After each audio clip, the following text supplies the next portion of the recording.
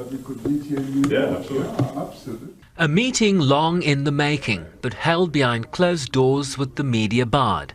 The presidency later describing the meeting with Elon Musk as positive, with further discussions with the owner of social media platform X likely to emerge in the future.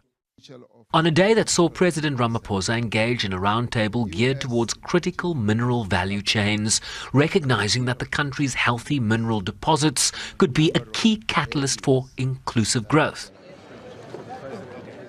And then later, at the New York Stock Exchange, where he spoke to dozens of business leaders supported by key cabinet ministers. South Africa, under the able leadership of President Ramaphosa, firmly recognizes the importance of building an environment in which investors and investments can thrive. We are undertaking this by pursuing an economic strategy built on the following core fundamentals. Firstly, we aim to realign our industrial strategy in support of key growth sectors, including the green economy, smart agriculture and agro-processing, automotives, iron and steel, organic chemicals, and the digital economy. Our second intervention aims to ease the cost of doing business and reducing red tape in the investment value chain. Tau also indicated that they'd put macroeconomic reforms in place with a view to addressing poverty, unemployment and inequality, driving increased competition and addressing the country's infrastructure deficits as the president trumpeted a new era in the country.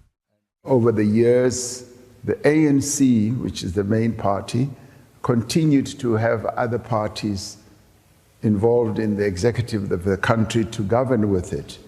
We have now consolidated it on a voluntary basis, believing very firmly that there's a great deal of value in working together rather than in pulling in different directions.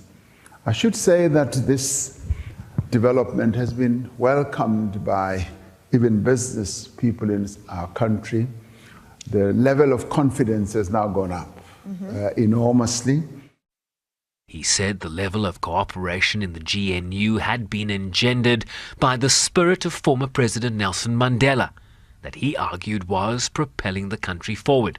We've been a good market for investments to a number of US companies, and over time, I mean, some of them may well have had their doubts about the trajectory that we were pursuing. But today, with my very first visit here, we are saying South Africa has embarked on a new journey. It's almost like a new life. Some of the US business were describing the path that we are on now, that this is a new chapter. Seeking to allay fears about the regulatory environment and red tape in the country. The business environment is also good and it's improving. We are addressing issues such as the cost of doing business, of registering your business and the regulatory environment. And we are moving forward with great speed. Minister Tau spoke about the reforms also touching on things like visas and allowing even executives to come and do their business and work in South Africa from other countries.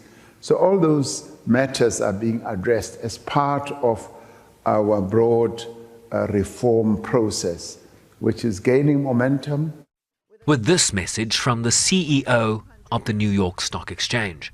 We represent our issuers, 2,400 of them, with over $38 trillion in market capitalization. And importantly, our companies employ more than 40 million direct employees around the globe and countless more indirectly.